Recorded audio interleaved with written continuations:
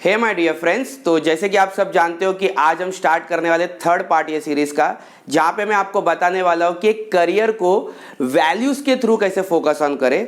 Means हमें कोई भी करियर सिलेक्ट करने के पहले उसकी वैल्यूज़ का पता होना बहुत ज़रूरी है ना। बहुत जने सोचते होंगे कि वैल्यूज़ से करियर को फोकस कैसे किया जा सकता है ना। इस जो टॉपिक है इसका शुरुआत मैं एक स्टोरी से करूंगा, बट उसके पहले मैं सभी को दिल से थैंक्स बोलना चाहूँगा कि आपने जो पिछले वीडियो को इतना लाइक्स दिया है। और मैं आपको बता दूं, इसके पहले मैं 2 पार्ट बना चुका हूं, ये थर्ड पार्ट है। पहले पार्ट में मैंने बताया था एक करियर को फोकस करने के लिए आपके अंदर 3 चीजें क्या होनी चाहिए, और दूसरे पार्ट में मैंने ये बताया था कि कैरेक्टर के हिसाब से आपको एक बेस्ट करियर कैसे सिलेक्ट करना है। अगर आपको दोनों पार्ट देखना है तो मैंने लिंक डिस्क्रिप्शन बॉक्स में दे रखा है, आप जाके पहले उसे भी चेकआउट कर सकते हो ना। यहाँ पे हम स्टोरी को स्टार्ट करते हैं। ये स्टोरी एक बलून सेलर की है, जहाँ पे एक बलून सेलर सुबह 8 बजे से शाम 6 बजे तक बलून सेल करता है और 6 बजे अपने घर के तरफ लौट जाता है।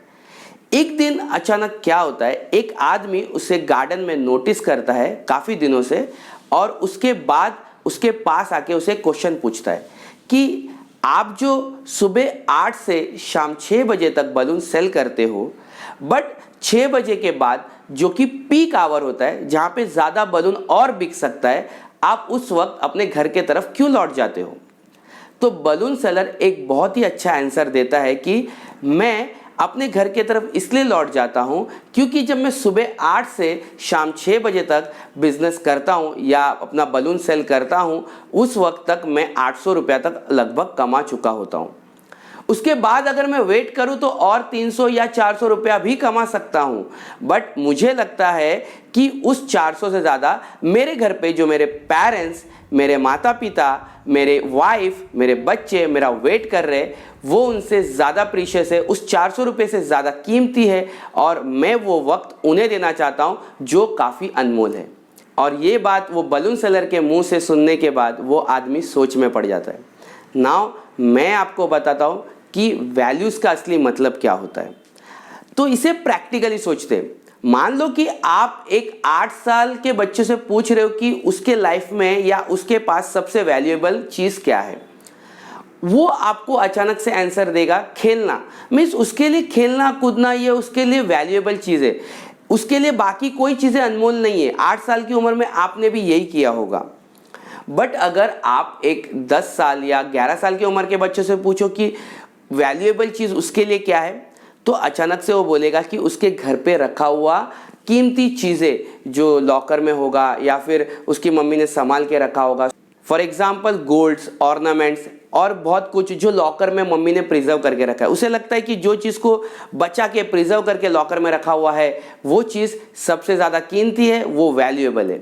बट अगर आप एक 14 ईयर उम्र बढ़ने के साथ साथ आप एक 14 ईयर के बच्चे से पूछो कि उसके लिए वैल्यूएबल चीज़ क्या है, तो वो बोलेगा मेरे लाइफ में सबसे वैल्यूएबल चीज़ मेरे दोस्त है। जैसे कि आपने भी यही चीज़ किया होगा 14 साल की उम्र में जब आप स्कूल में होंगे, आपके लिए सबसे वैल्यूएबल चीज़ आपके फ्रेंड्स थे। उम्र बढ़ने के साथ साथ अगर वो 18 ईयर का हो चुका है, मीन्स ऑलमोस्ट 10 के 12 के दोस्त से बिछड़ चुका है, तो उसके लिए वैल्यूएबल चीज़ होगा वक्त, क्योंकि वो उस वक्त को सोच रहा होगा जहाँ पे उसने एक वक्त अपने दोस्तों के साथ बहुत ही बेहतरीन बिताया होगा। सो उसके लिए वैल्यूएबल चीज़ है उसका टाइम।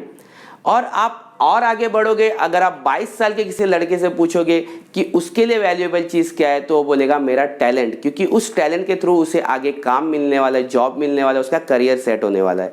तो टैलेंट उसके लिए वैल्यूएबल है। आप और आगे बढ़ोगे एज के मामले में, और आप एक 25 ईयर के एज वाले लड़के से पूछोगे कि उसके लिए वैल्यूएबल चीज़ क्या है, तो वो बोलेगा तो मनी। और इसके बाद अगर आप एक 30 ईयर के एज के इंसान से पूछते हो कि उसके लिए वैल्यूएबल चीज़ क्या है, तो ऑब्वियसली वो क्या बोलेगा, उसका पेरेंट्स, उसके मम्मी, उसके डैडी। नाउ ऐसा क्यों होता है कि हमें 8 साल के उम्र से 30 ईयर तक का एज लग जाता है हमें सबसे वैल्यूएबल चीज़ को वैल्यू देने के लिए, जो है हमारे माँ बाप। नाउ ये चीज़ को समझाने के लिए ही मैंने इस टॉपिक को, वैल्यू के टॉपिक को अपने करियर से जोड़ा है ना। यहाँ पे इस चीज़ को समझना बहुत ज़रूरी है कि आप अगर एक करियर चूज़ कर रहे हो तो उसमें वैल्यू को लेके चलना बहुत ज़रूरी है ना। सबसे पहले ये समझते कि हम करियर को सिलेक्ट करने के लिए क्या सोचते, तो हमारे माइंड में एक ही चीज़ आता है, मनी। में सबसे ज़्यादा इनकम जहाँ से जनरेट होगा हम उसे करियर बनाने का सोचते हैं। नाउ ऐसा बिल्कुल नहीं होना चाहिए। हम जब कुछ करियर के बारे में सोच रहे हैं तो हमें ये पता होना चाहिए कि वो करियर अगर मैं सिलेक्ट कर रहा हूं तो क्या मैं अपने पेरेंट्स को उसके थ्रू कोई वैल्यू दे पाऊंगा। नाउ ये तो हो गया एक पार्ट। मैं यहाँ पे 3 पार्ट के जरिए आपको समझाऊंगा कि एक करियर को वैल्यू कैसे देते। नाउ फर्स्ट पार्ट में आ जाते।